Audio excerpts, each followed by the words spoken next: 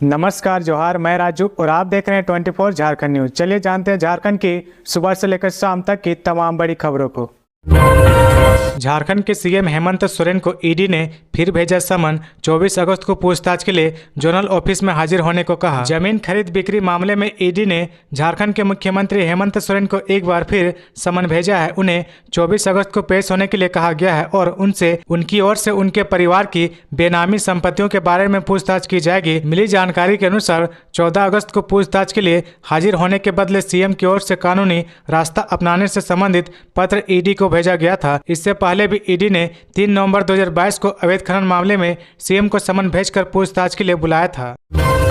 टाटा नगर से वाराणसी तक चलेगी वंदे भारत ट्रेन। टाटा नगर से वाराणसी के लिए जल्द ही वंदे भारत ट्रेन चलेगी। इसको लेकर दक्षिण पूर्व रेलवे जोन सर्वे भी करा रहा है। चक्रधरपुर रेल मंडल के डीआरएम ने सोशल साइट पर यह जानकारी दी है। उन्होंने लिखा कि जमशेदपुर और रांची से बनारस के लिए वंदे भारत एक्सप्रेस के परिचालन की योजना है। हालांकि रेल मंत्रालय इस पर फैसला सर्वे कराने के बाद ही लेगा। जानकारी के अनुसार टाटा नगर से वाराणसी वंदे भारत एक्सप्रेस का परिचालन टाटा पुरुलिया, मुरी, रांची, लोहरदगा, डाल्टनगंज, सासाराम, भभुआ रोड, दीनदयाल उपाध्याय वाराणसी या टाटा से मुरी, रांची, लोहरदगा, डाल्टनगंज, सासाराम, भभुआ रोड, दीनदयाल उपाध्याय के रास्ते हो सकता है। इस मार्ग पर चलने से एक ही रेक से रांची और टाटा के यात्रियों को सीधा लाभ मिल जाएगा। हालांकि टाटा पुरुलिया, बोकारो, गोमा, गया, पंडित दीनदयाल उपाध्याय, वाराणसी होकर ट्रेनों का परिचालन होता है तो टाटा के लिए अलग, रांची के लिए अलग अलग रेक की आवश्यकता होगी। डीजीपी के आदेश के बाद भी थम नहीं रहे अपराध। बेखौफ अपराधी रांची में वारदातों को दे रहे अंजाम। झारखंड की राजधानी रांची में अपराध थम नहीं रहे। तमाम कोशिशों के बाद भी अपराधी बेखौफ होकर वारदात को अंजाम दे रहे हैं। झारखंड के डीजीपी अजय कुमार सिंह ने पिछले दिनों संगठित अपराधियों के खिलाफ कार्रवाई और क्राइम कंट्रोल को लेकर बैठक की थी। इसमें हर हाल में आपराधिक वारदातों पर लगाम लगाने का आदेश दिया गया था। बावजूद इसके राजधानी रांची में हत्या, लूट और छिनतई की घटनाएं थमने का नाम नहीं ले रही है। चोरी की भी कुछ घटनाएं हाल ही के दिनों में हुई है। झारखंड की राजधानी रांची में बेखौफ अपराधी हत्या कर आराम से निकल जा रहे हैं। पुलिस घटनास्थल पर सिर्फ कागजी कार्रवाई पूरी कर ड्यूटी पूरी कर लेती है। थाना में जाल माल की गुहार लगाने वाले को भी सुरक्षा नहीं प्रदान की जाती है। राजधानी में क्राइम कंट्रोल को लेकर पुलिस की चेकिंग हाई अलर्ट पर है, लेकिन शायद ही कोई अपराधी पकड़ा गया हो। साइबर अपराधियों ने फेसबुक पर बनाया गुमला एसपी के नाम फेक आईडी। बहकावे में आकर लोग गंवा चुके हैं हजारों रुपए। गुमला जिले में साइबर क्राइम थमने का नाम नहीं ले रहा। भोले भाले गरीबों को गुमला में साइबर क्रिमिनल निशाना बना रहे हैं। गरीबों के खाते से हजारों रुपए उड़ाए जा रहे हैं। कभी अधिकारी बनकर तो कभी बैंक व स्वास्थ्य कर्मी बनकर लोगों को ठगा जा रहा है। साइबर क्रिमिनल के बहकावे में आकर कई लोग अपना हजारों रुपए गंवा चुके हैं। जिले के अलग अलग थानों में हाल ही के दिनों में साइबर क्राइम की प्राथमिकी दर्ज हुई है। अभी नया व चौंकाने वाला मामला एक बड़े पुलिस अधिकारी का सामने आया है। साइबर क्रिमिनलों का मनोबल इतना बढ़ गया है कि गुमला के पुलिस अधीक्षक डॉक्टर एहतेशाम वकारिब का ही फेसबुक में फेक आईडी बना दिया गया है। हालांकि समय रहते गुमला एसपी को यह पता चल गया कि उनके नाम से फेसबुक में फर्जी अकाउंट बनाया गया है। इसके बाद एसपी डॉक्टर एहतेशाम वकारिब ने तुरंत अपने नाम से फर्जी अकाउंट बनने की जानकारी लोगों को देते हुए साइबर क्रिमिनलों से सावधान रहने की अपील किया है। आगे बढ़ने से पहले अगर अभी तक आपने इस चैनल को सब्सक्राइब नहीं किया तो प्लीज सब्सक्राइब कर ले, जिससे आपको झारखंड की हर छोटी से बड़ी खबर की अपडेट आप तक पहुंचता रहे।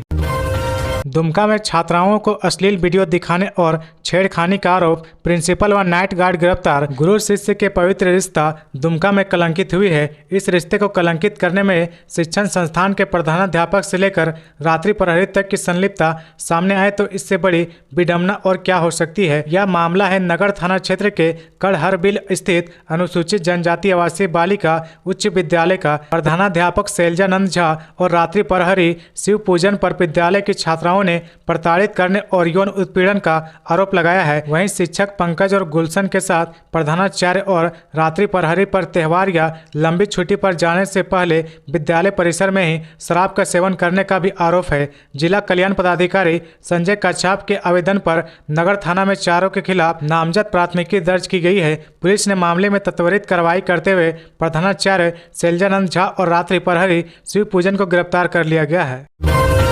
करोड़ों की ठगी करने का आरोपी अभियान सिंह देवघर से गिरफ्तार। रांची पुलिस की बड़ी कार्रवाई। रांची व देवघर में लोगों से करोड़ों की ठगी करने के मामले में रिखिया थाना क्षेत्र के खपरोडी मोहल्ले में स्थित डेवलप ड्रीम फाउंडेशन नामक संस्था के संचालक अभियान सिंह राजपूत उर्फ सरफराज उर्फ चंदन कुमार गुप्ता को रांची के डोरांडा थाने की पुलिस ने गिरफ्तार कर लिया है। गिरफ्तारी के बाद आरोपी को लेकर डोरांडा थाने की पुलिस रांची निकल गई। वहां से आए पुलिस पदाधिकारी एसआई जयप्रकाश ने बताया कि वर्ष 2018 में उसके खिलाफ रांची के डोरांडा थाने में धोखाधड़ी का केस दर्ज हुआ था। इसमें डोरांडा डिप्टी निवासी दीप्ति कच्छाप ने टावर व बीएसएनएल में नौकरी लगाने के नाम पर ठगी करने का आरोप लगाया था। उनके पास अभियान सिंह, सरफराज व चंदन नाम से अलग अलग आधार कार्ड भी मिले थे। आधार कार्ड में अलग अलग पता अंकित थे। उसके बारे में पता चला कि एक शहर में ठगी करने के बाद वह वहां से दूसरा शहर निकल जाता है और वहां जाकर अपना दूसरा नाम बदल कर रहने लगता है। अभियान की गिरफ्तारी की सूचना पाकर ठगी की शिकार महिलाएं करीब 50-60 की संख्या में रिखिया थाने पहुंची और अभियान उर्फ सरफराज को अपने हवाले करने की मांग कर हंगामा करने लगी। पुलिस ने किसी तरह महिलाओं को समझाते हुए कहा कि उसे कोर्ट में पेश कराने ले जाएंगे। इसके बाद महिलाएं कोर्ट परिसर पहुंची तथा एसडीओ से मिलकर न्याय की गुहार लगाई है। गजट प्रकाशित होने व नोटिस मिलने के बाद भी नहीं मिल रहा गढ़वा के ग्रामीणों को मुआवजा। गढ़वा NH 75 बाईपास सेक्शन 4 में सड़क निर्माण कार्य करने के बावजूद मुआवजा नहीं मिलने पर शुक्रवार को नारायणपुर के ग्रामीणों ने अंचल निरीक्षक सुशील कुमार तिवारी के समक्ष हंगामा किया। हंगामा के बाद वहां से अंचल निरीक्षक वापस लौट गए। ग्रामीणों ने कहा कि गढ़वा प्रखंड के नारायणपुर के खाता संख्या 82 एवं प्लॉट संख्या 533 की जमीन पर उन लोगों का पुश्त दर पुश्त दखल कब्जा चला आ रहा है। यह जमीन गैर मजरूआ है, लेकिन उन सबों का डिमांड चल रहा और लंबे समय से रसीद भी करते चला आ रहा है। इस जमीन के मुआवजे के लिए जांच के बाद उन लोगों के नाम का गजट प्रकाशित किया गया और नोटिस भी निर्गत किया गया था। निर्गत नोटिस के आधार पर उन लोगों ने तय मुआवजे लेना स्वीकार कर लिया, लेकिन सेक्शन 4 के सभी लोगों का मुआवजा भुगतान करने के बाद अब एक साजिश के तहत उनकी जमीन को विवादित बताया जा रहा है। आदर्श विद्यालय योजना का हाल। देवघर में 13 स्कूलों को आदर्श का दर्जा पर क्वालिटी वाली पढ़ाई अब भी सपना। सरकारी योजना के तहत ग्रामीण क्षेत्र में शिक्षा व्यवस्था को उन्नत करने एवं छात्रों के शैक्षणिक स्तर को विकसित करने के उद्देश्य से जिले में 13 विभिन्न कोटि के स्कूलों को आदर्श स्कूल की सूची में शामिल किया गया है। इस योजना में अपग्रेड हाई स्कूल व +2 स्कूल भी शामिल है, ताकि ग्राम पंचायत स्तर से जिला स्तर पर छात्रों का सर्वांगीण विकास हो सके।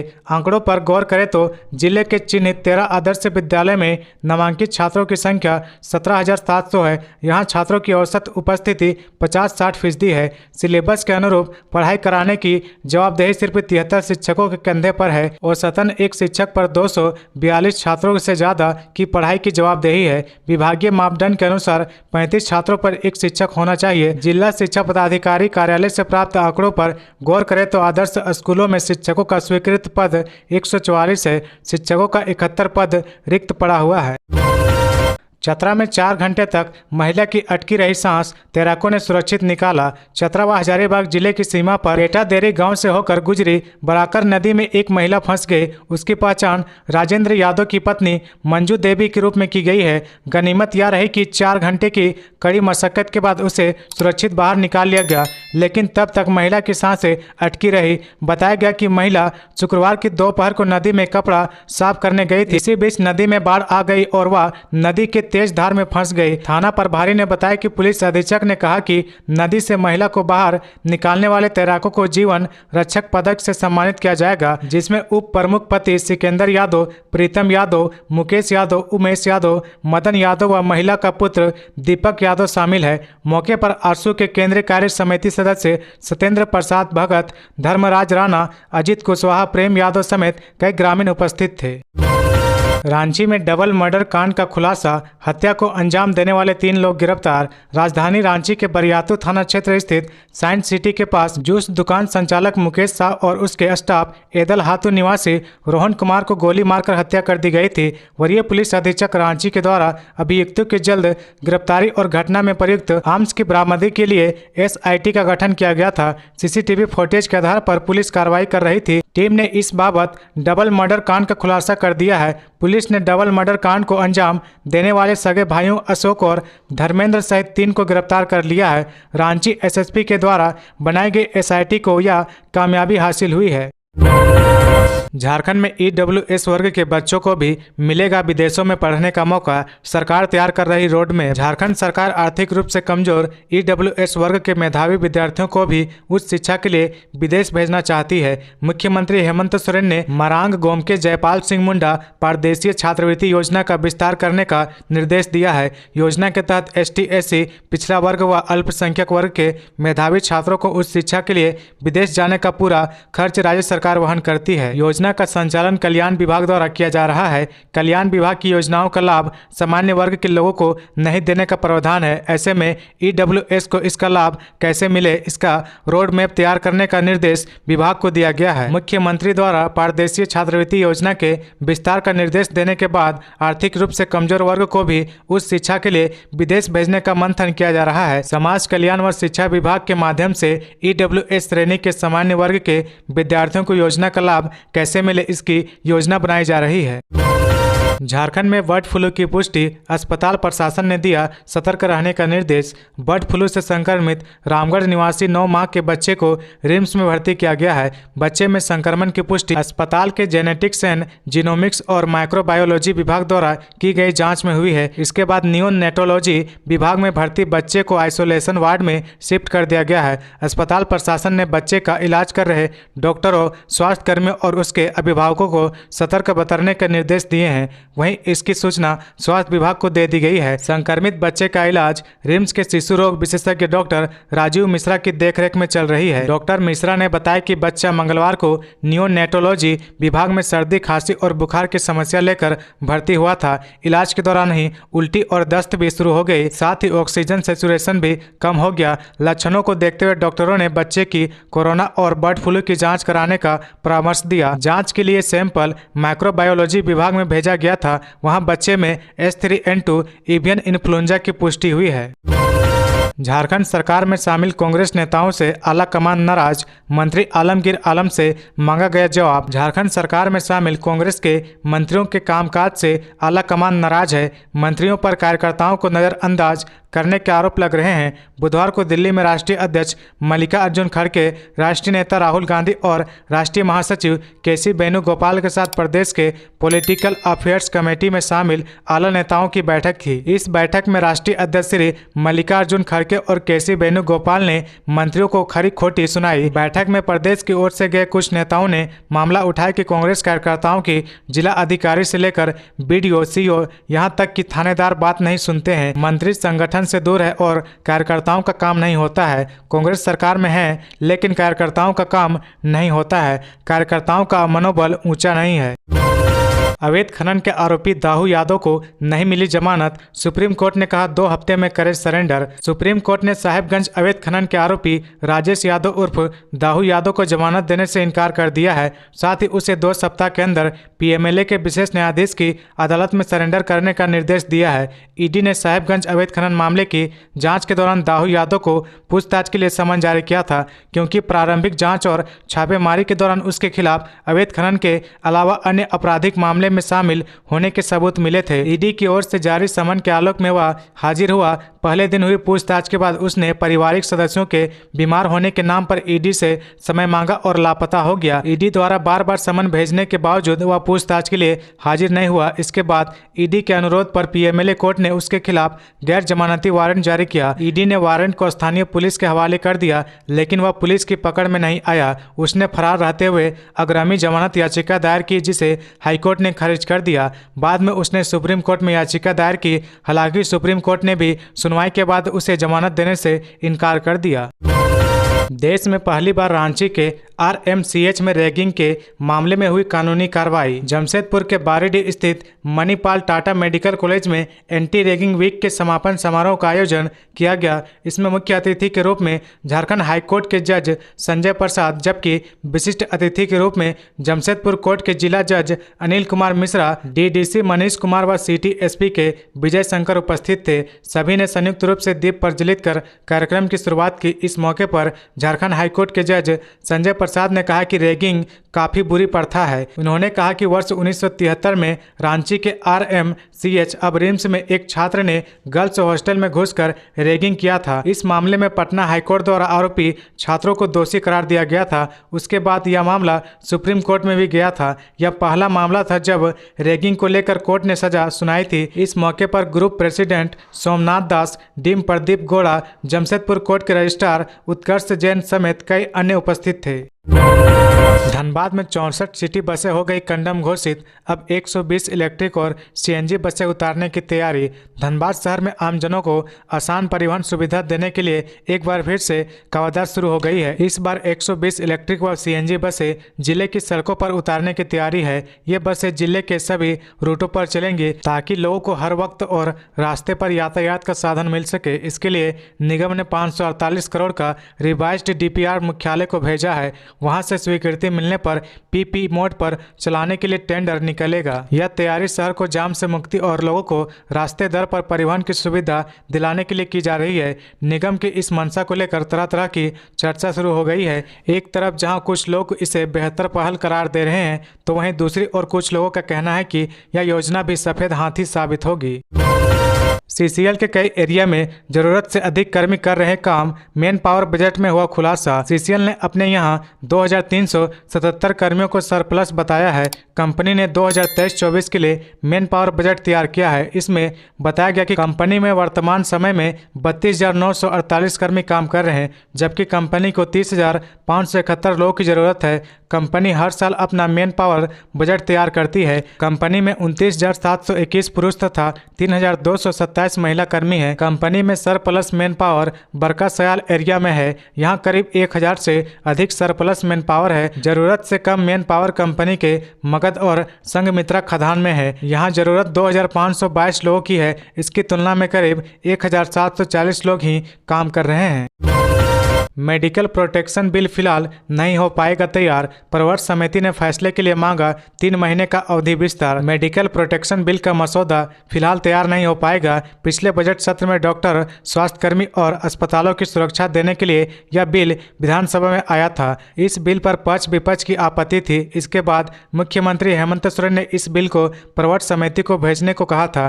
फिलहाल यह बिल प्रवर समिति के पास है। प्रवर समिति ने इस बिल पर फैसले के लिए 3 महीने का अवधि विस्तार स्पीकर रविंद्रनाथ महतो से देने का आग्रह किया है। समिति में स्वास्थ्य मंत्री बन्ना गुप्ता, माले विधायक विनोद सिंह, भाजपा विधायक नारायण दास और झामुमो विधायक बसंत सोरेन सदस्य हैं। गुरुवार को इस समिति की बैठक थी, लेकिन प्रवर समिति के सदस्य बैठक में शामिल नहीं हो पाए। इसके बाद 3 महीने का समय मांगने का फैसला लिया है। प्रवर समिति कई दौर की बैठक कर चुकी है। इस बिल के संबंधित कई जानकारी विभाग से मांगे गए हैं। मेडिकल प्रोटेक्शन बिल पर फिलहाल 8-9 वर्षों से पेंच फंसा हुआ है। डॉक्टर और चिकित्सक संस्थानों को सुरक्षा देने के लिए कानून बनाने का प्रयास हो रहा है। यह विधेयक पिछले 3 बार विधानसभा से लौट चुका है। इस बार इसे प्रवर समिति को भेजा गया है, लेकिन फैसला नहीं हो पा रहा है। हेमंत सोरेन के मुख्यमंत्री रहते यह बिल 2 बार लौटाया गया है।